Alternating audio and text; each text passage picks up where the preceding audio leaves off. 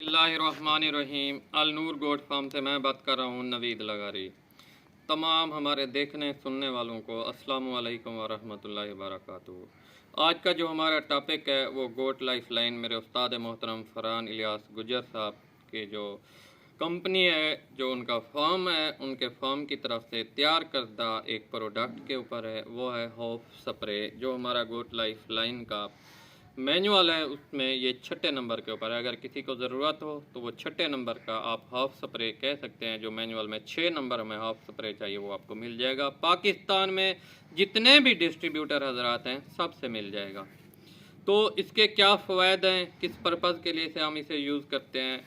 इसको हम जानवरों के खुर में, सर्दियों का मौसम है, जानवरों के खुर, जानवरों के पेशाब से जो रेशा बनता है, जो खिचड़ी बन जाती है, मेंगने वगैरह, तो जिन्होंने फट्टे का इंतज़ाम नहीं किया हुआ वैसे भी इसे सर्दियों में इस्तेमाल करना चाहिए।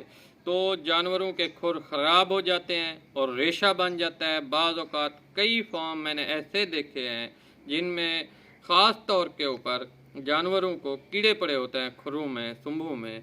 तो खुरों के कीड़ों का इलाज और सर्दी से बचाने के लिए जानवरों के जो पाँव से सर्दी इंटरनल जिस्म में, अंदरूनी जिस्म में दाखिल होती है, तो उसमें हाफ स्प्रे का इस्तेमाल किया जाता है।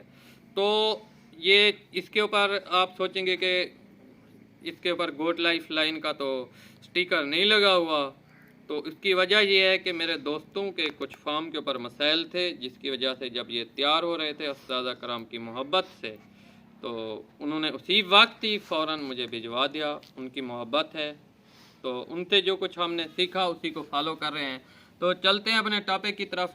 तो इसका इस्तेमाल हम उस वक्त करते हैं सर्दियों के आमद में भी, गर्मियों में भी करते हैं। जब आप जानवर के खुर बनाते हैं, खुर बनाने के बाद आप इसे इस्तेमाल कर सकते हैं। उसी खुर बनाने के वक्त जब आप खुर बनाते हैं, काटते हैं, उस वक्त उस जगह के ऊपर आपने स्प्रे कर देना है।